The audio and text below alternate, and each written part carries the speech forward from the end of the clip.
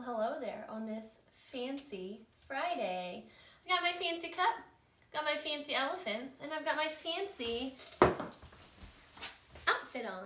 I even have some fancy shoes on. I'm ready today to read you one of the best stories of all time. You guessed it. It's Cinderella. So our whole fourth module in Wit and Wisdom is Cinderella Around the World. So this is just the introduction book of the original story that most of you probably know.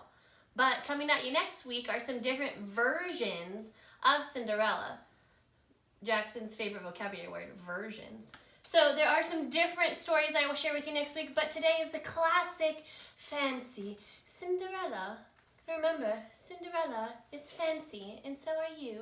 And remember, fancy people use a fancy voice. So I'm going to read this in my fanciest voice, and hopefully you will too when you read your books today. Cinderella.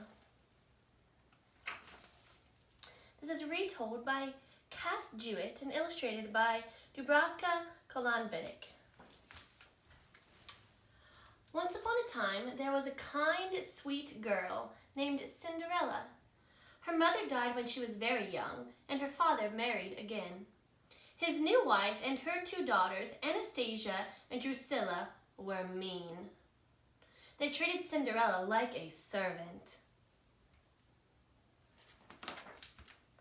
One morning, there was a knock at the door. Cinderella opened it to find a stylish footman. He handed her a gold envelope. Ooh, fancy.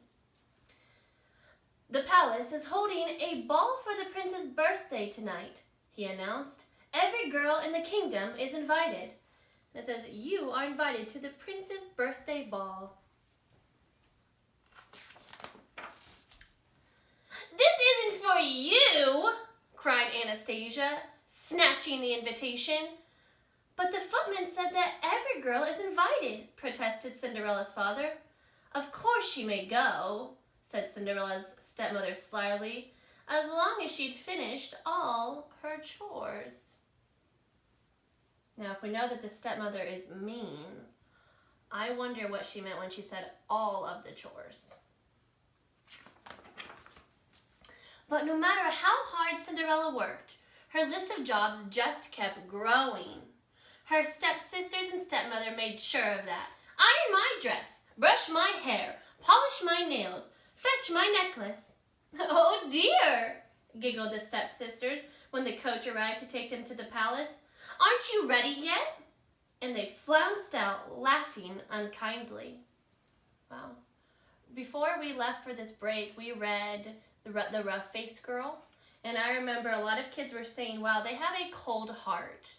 And that sounds exactly like the stepsisters here. They have a cold heart. They're not being kind. Poor Cinderella sat by the fireside. "I wish I could wear a pretty dress and meet the prince," she sighed.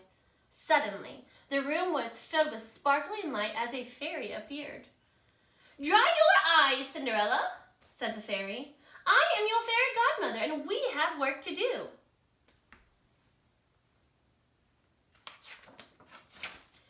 "Go to the garden and fetch me the biggest pumpkin you can find," her fairy godmother said. Swoosh! With a wave of a wand, Cinderella's fairy godmother transformed the pumpkin into a beautiful coach. Next, the fairy godmother searched the courtyard and rounded up 4 white mice and a rat. Swoosh! 4 gleaming white horses and a stylish coachman appeared. "Now for you," said the fairy godmother. Swoosh! Cinderella's plain dress was transformed into waves of soft silk, and on her feet were 2 glass slippers. "Now remember," said her fairy godmother, "my magic won't last. At midnight, on the final stroke of 12, everything you see before you will disappear." When Cinderella entered the ballroom, the guests couldn't take their eyes off of her, and neither could the prince. He rushed over and asked her to dance. Anastasia and Drusilla watched grumpily from the side.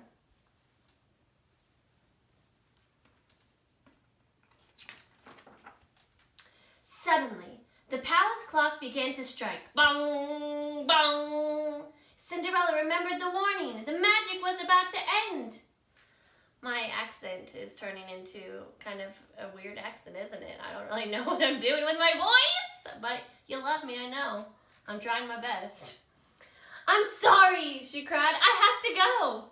The prince chased after her, but he was too late. All that remained was Cinderella's glass slipper.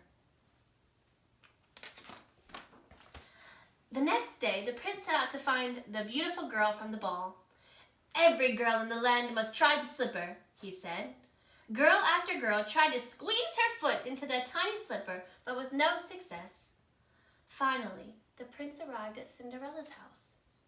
Anastasia and Drusilla fought, but could not force their big feet into the dainty slipper. They weren't the ones. Let Cinderella try, said her father bravely. The prince slipped the slipper onto Cinderella's foot. It fits, he cried happily. My search is over. Will you marry me? Cinderella agreed at once. But she didn't even go to the ball, shrieked her furious stepmother. Suddenly, the fairy godmother appeared. She transformed Cinderella's dress into a beautiful ball gown once again. There could be no mistake. Cinderella was the one.